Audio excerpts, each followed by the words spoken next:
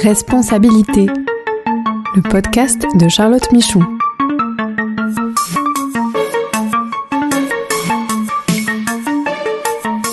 Droits humains pour comprendre les nouvelles obligations des entreprises.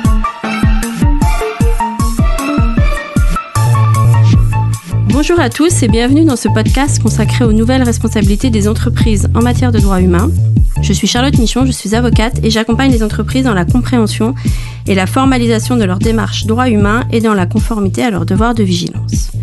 Et nous allons parler aujourd'hui de la place des organisations syndicales dans ce devoir de vigilance des entreprises. Alors en préambule et avant d'échanger avec mon invité du jour, je voulais revenir avec vous sur un peu un retour d'expérience autour de la loi française sur le devoir de vigilance et cette question de l'association des parties prenantes et des organisations syndicales.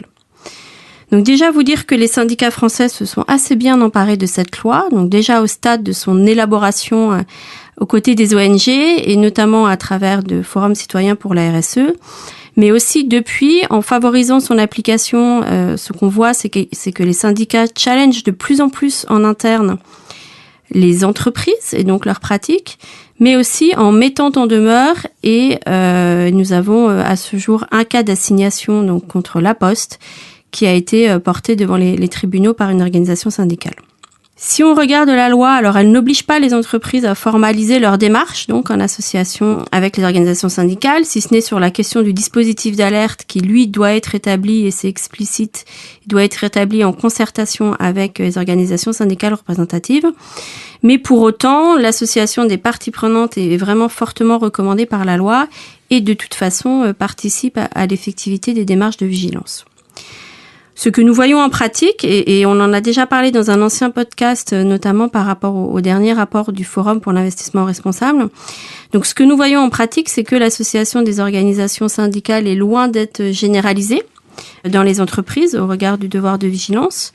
Lorsque les syndicats sont associés, ce sont aujourd'hui encore plutôt sous la forme de présentations annuelles, d'informations sur les plans de vigilance devant les comités existants, et notamment les comités européens ou mondiaux quand ils existent. Mais il n'y a pas d'approche formalisée, d'approche systématisée de dialogue avec les syndicats sur la démarche de vigilance, que ce soit au niveau de la cartographie des risques, les réponses apportées ou sur le suivi de la démarche en général. Je vais quand même mentionner une bonne pratique. Ce sont les exemples des accords cadres internationaux. Donc, ce sont des accords qui sont négociés entre l'entreprise, donc au niveau d'un groupe, au niveau corporate, et les fédérations syndicales internationales autour des enjeux RSE en général, droits humains, environnement. Et dans les derniers accords cadres internationaux signés par les entreprises françaises, il y a clairement un lien qui est établi, qui est explicité avec leur devoir de vigilance, avec leur plan de vigilance. Et donc, on retrouve comme un rôle de suivi qui est accordé aux syndicats, un droit de regard un peu sur la démarche et sur la mise en œuvre, donc via les accords cadres internationaux. Et je pense que c'est important de dire que ce sont déjà en soi des outils de dialogue social et donc des outils d'association des parties prenantes autour du devoir de vigilance. Mais aussi, si on va un peu plus loin, ce sont des outils d'effectivité des démarches puisque ces accords cadres permettent souvent une meilleure sensibilisation donc à tous les niveaux de l'entreprise parce qu'ils sont portés aussi bien par l'entreprise elle-même que par les organisations syndicales et parce qu'ils permettent aussi de créer des espaces, des mécanismes de remontée et d'alerte autour de nos enjeux de vigilance. Et je vous renvoie, on pourra les mettre en lien aux exemples plus récents, exemples d'accords cadres qui mentionnent le devoir de vigilance. Donc on a celui de Engie notamment ou celui de Téléperformance qui a été signé en décembre dernier. Alors, cette question de l'association des parties prenantes syndicales est aussi, bien sûr, au-delà de la loi française, au cœur des discussions autour du devoir de vigilance européen. Et pour discuter de ceci, j'ai le plaisir d'accueillir Isabelle Schaumann, donc, qui est secrétaire confédérale de la CES, donc la Confédération européenne des syndicats. Alors Isabelle, bonjour, merci beaucoup d'avoir accepté mon invitation. Bonjour.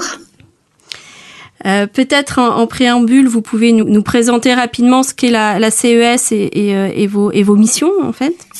Tout à fait. Donc, la CES, c'est la Confédération européenne des syndicats qui regroupe 93 confédérations nationales en Europe et 10 fédérations européennes, donc les secteurs. Et notre mission est bien sûr de porter la voix des travailleurs et la voix syndicale au niveau des institutions européennes, et je dirais même au-delà, puisque nous représentons l'ensemble des travailleurs en Europe.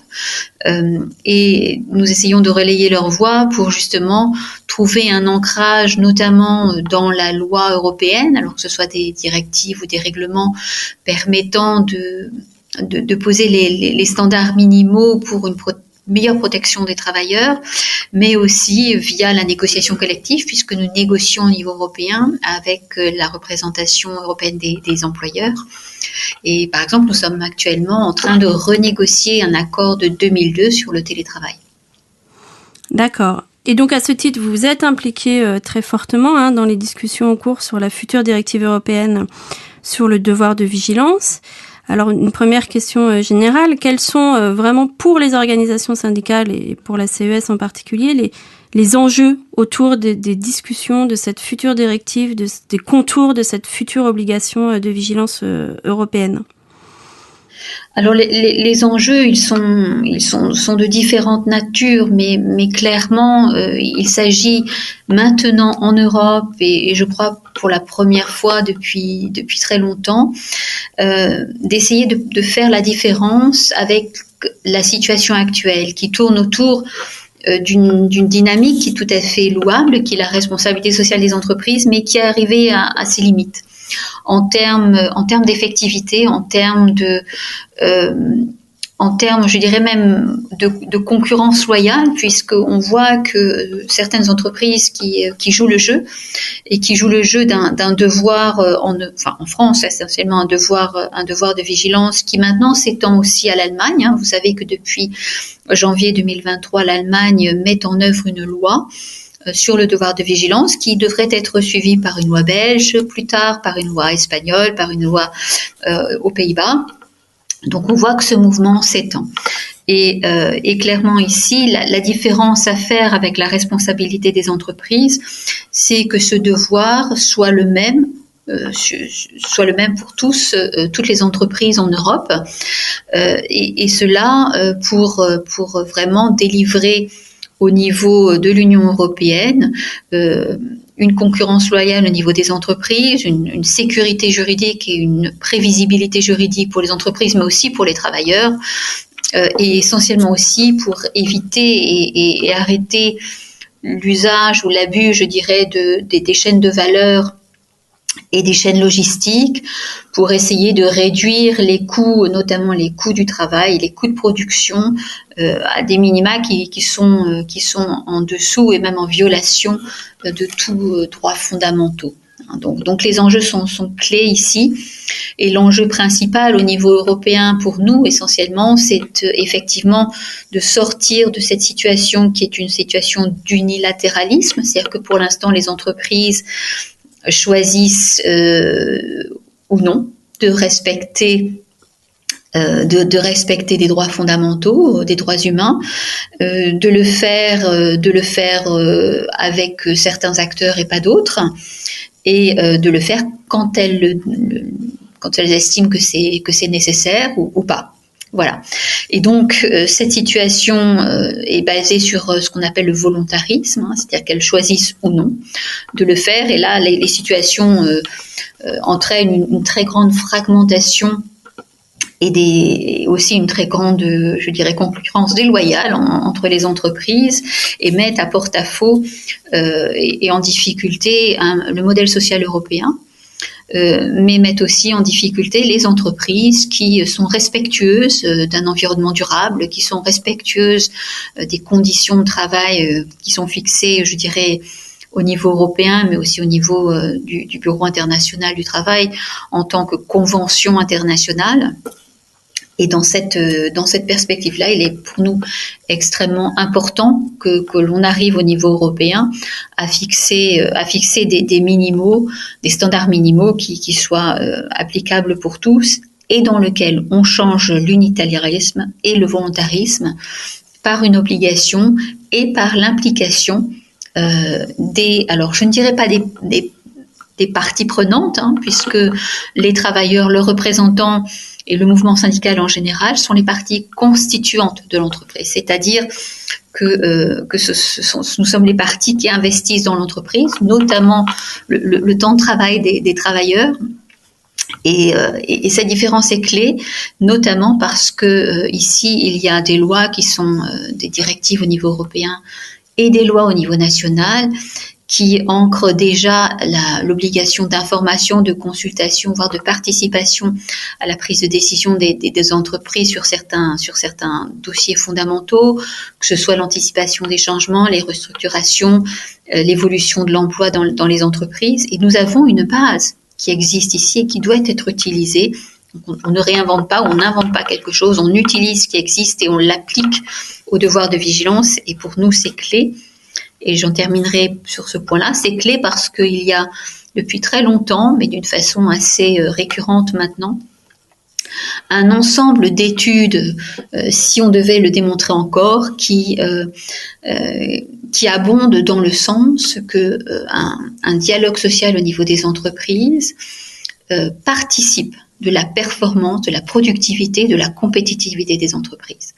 Et clairement ici, l'idée du devoir de vigilance, c'est notamment d'anticiper, mais d'être proactive et d'éviter toute violation des droits humains, toute violation des droits des travailleurs, toute violation des droits de l'environnement, justement pour rester dans cette dynamique positive de durabilité qui doit servir notamment l'ensemble de la société, mais aussi de la planète.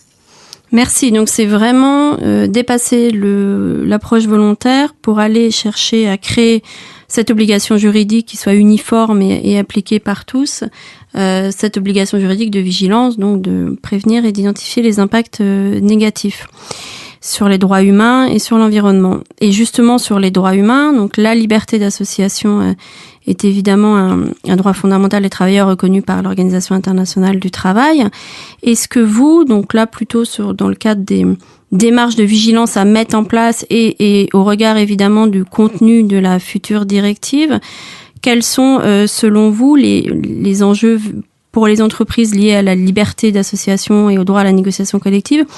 Et finalement, quels risques spécifiques, quelles mesures de protection on doit aussi mettre en place en faveur des organisations syndicales en tant que représentants syndicaux et représentants des travailleurs? Alors ce sont des enjeux fondamentaux. Ce sont des enjeux fondamentaux qui devraient déjà être ancrés, je dirais, dans toute gouvernance d'entreprise, toute bonne gouvernance d'entreprise, et qui ne devraient pas être un facteur, je dirais, d'ajustement pour les entreprises, voire d'ajustement sur le coût. Il est clair, comme je l'ai dit, que la participation des travailleurs est un facteur de renforcement de la productivité et de la compétitivité des entreprises. Il y a énormément d'études sur ce sujet-là. Mais ce que l'on voit, c'est qu'il y a des tentatives et certaines malheureusement aboutissent à utiliser ou à réduire, voire à nier ou à combattre la liberté d'association des travailleurs, voire à réprimer les représentants des travailleurs, alors que ce soit en Europe ou que ce soit à l'extérieur de l'Europe, que ce soit, je dirais, dans la production ou dans la chaîne de valeur, voire dans la chaîne logistique. Et là, il y a clairement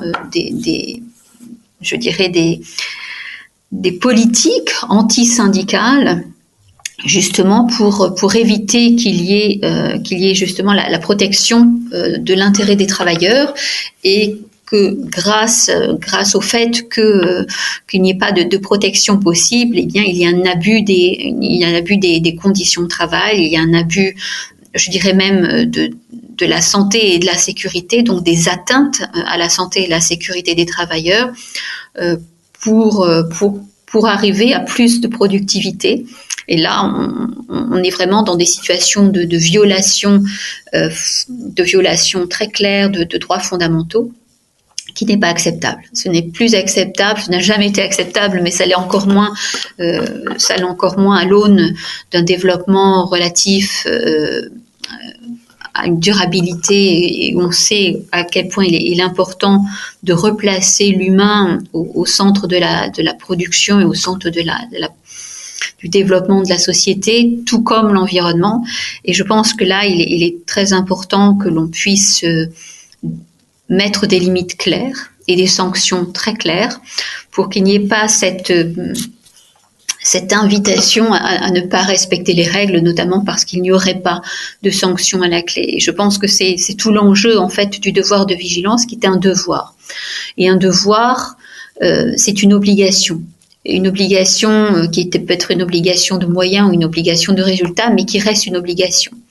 Et cette obligation doit avoir un volet sanction pour bien montrer que ce n'est pas quelque chose qui est optionnel, mais quelque chose qui devrait faire partie de l'ensemble de la politique des entreprises, du respect, de la manière dont on fait, comme on dit ici, du business et du bon business. Et donc cette participation des travailleurs n'est pas quelque chose qui serait, je dirais, de l'ordre de on pourrait l'avoir, mais on n'est pas obligé de l'avoir. Au contraire, c'est ce qui renforce en fait la possibilité d'avoir des activités durables et d'avoir des activités respectueuses de ces droits fondamentaux. Et effectivement, comme vous l'avez dit, la liberté d'association est un élément, mais on voit, comme j'ai essayé de le dire aussi, on voit qu'il y a beaucoup d'atteintes à cette liberté d'association par des pratiques antisyndicales. Et il est très important que les représentants des travailleurs qui portent la voix des travailleurs puissent être protégés. C'est une législation qui existe déjà en Europe, qui existe déjà au niveau des États membres de l'Union européenne, mais qui doit être véhiculée par les entreprises au travers de leur chaîne de valeur. Oui, donc vous le dites bien, les syndicats sont aussi bien des parties prenantes constituantes qui doivent être associées à la démarche, à la formalisation de la démarche, y compris dans le cadre d'une performance de l'entreprise, que finalement des parties prenantes aussi potentiellement impactées parce qu'elles sont représentants de travailleurs exploités et qui doivent être aussi protégés en ce sens. Et donc, comme je l'ai dit au début, on voit en tout cas les retours d'expérience de la loi française montrent que l'association avec les organisations syndicales n'est pas très effective, en tout cas n'est pas généralisée. Donc, selon vous, et peut-être que vous en discutez aujourd'hui au niveau du Parlement européen notamment et du texte de la directive, quelle obligation doit être faite en termes de concertation des organisations syndicales à la démarche de vigilance, au processus de vigilance, à quel niveau, peut-être sous quelle forme? Est-ce que vous avez des exigences particulières que vous portez aujourd'hui? Tout à fait. Nous avons des exigences qui ont été clairement identifiées par la CES, donc par la Confédération européenne des syndicats. Déjà depuis décembre 2019, nous avons une position unanime adoptée à un comité exécutif. Donc l'ensemble des affiliés de la CES sont unanimes sur ce point. Il faut que nous soyons informés, consultés. Il faut que nous soyons là dès le départ, c'est-à-dire dès la mise en place d'un plan de vigilance jusqu'à son suivi, notamment dans la chaîne de valeur. C'est clé et notamment essentiellement pour ne pas être, ce qui est le cas actuellement, pour ne pas être simplement en fin de processus lorsque les violations ont eu lieu, lorsque les accidents sur le lieu de travail ont eu lieu, lorsque l'environnement a été pollué. On doit être là bien en amont, bien en début de processus, de telle sorte que l'on évite ces violations. Et pour l'instant, et là c'est la bonne nouvelle qui arrive, qui est arrivée hier, c'est que nous sommes encore dans un processus de mise en place du mandat de négociation du Parlement européen. Et un vote a été adopté, un vote a été fait hier et il y a eu l'adoption par le comité emploi du Parlement européen justement sur cette question-là, et nous sommes assez ravis de voir que nos demandes ont été reprises d'une façon assez concrète dans un texte, donc dans l'évolution de ce mandat du Parlement européen vers un trilogue qui en principe devrait commencer au mois de septembre entre le Parlement européen, la Commission européenne et le Conseil. Je dois vous avouer que sur ce plan-là, seul le Parlement européen a une position et un mandat, je dirais, qui est en ligne avec ce que devrait être l'ambition d'un devoir de vigilance, notamment en ne laissant pas les entreprises seules acteurs de cette démarche, de cette approche. Si on veut que cette approche soit effective, si on veut arrêter et avoir arrêter les violations et avoir une démarche beaucoup plus préventive que réactive. Et c'est assez dommage que seul le Parlement soit sur cette ligne-là. Le Conseil ne l'est pas. La Commission européenne n'avait envisagé même pas la participation, mais n'avait envisagé le rôle des syndicats, voire des représentants des travailleurs, que lorsque l'on va devant les tribunaux pour représenter et défendre ceux qui sont les victimes des activités des entreprises. C'est bien trop tard et ce n'est pas dans la démarche que devrait être celle de l'Union européenne. Ce que j'aimerais dire aussi, c'est que depuis la loi française et en espérant que l'Union européenne s'inspire d'autres exemples nationaux, la loi allemande, elle, d'une façon assez claire, prévoit l'obligation de la participation des syndicats et des conseils d'entreprise dans la mise en œuvre d'un plan de vigilance et dans son suivi. Et je pense que là, c'est vraiment là où on voit l'inspiration d'un modèle social, d'un dialogue social qui fonctionne au niveau des entreprises et qui a été, je dirais, compris et mis en œuvre d'une façon effective. Et pour nous, ce serait essentiel que l'Union européenne s'inspire de cet élément-là. Ce qui est aussi important, c'est que au-delà de cet aspect et en plus de cet aspect-là, il faut bien sûr que ce devoir de vigilance soit appliqué ou ait un champ d'application assez large.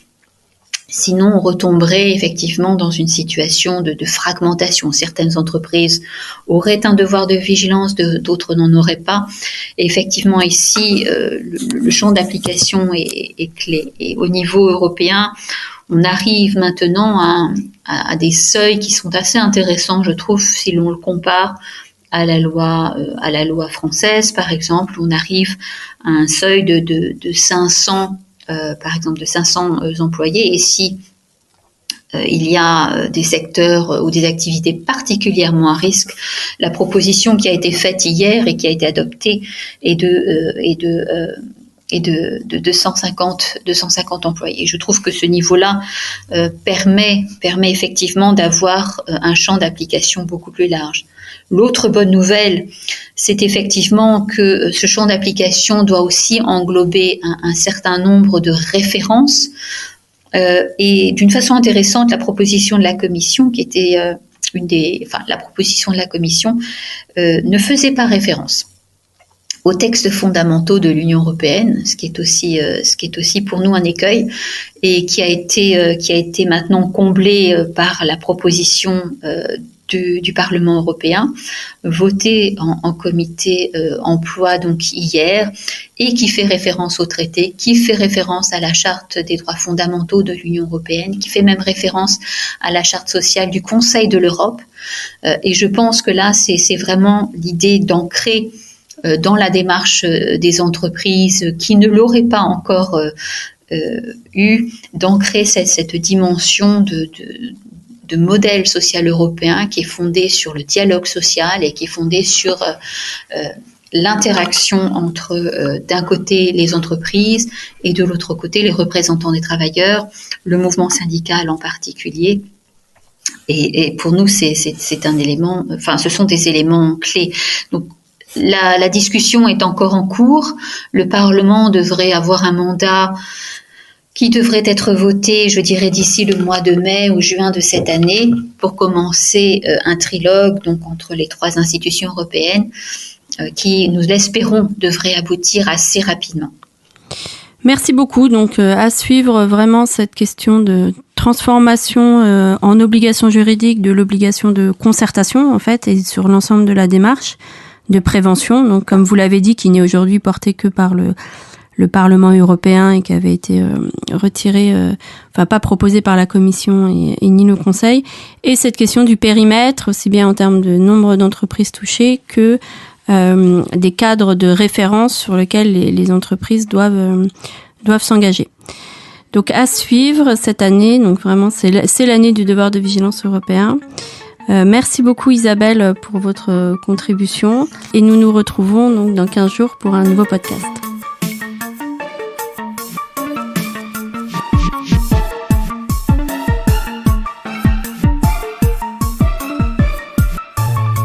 Ce podcast est proposé et présenté par Charlotte Michon. Vous pouvez la contacter sur LinkedIn pour plus d'informations. Produit par Amicus Radio, réalisé par Léobardo Arango.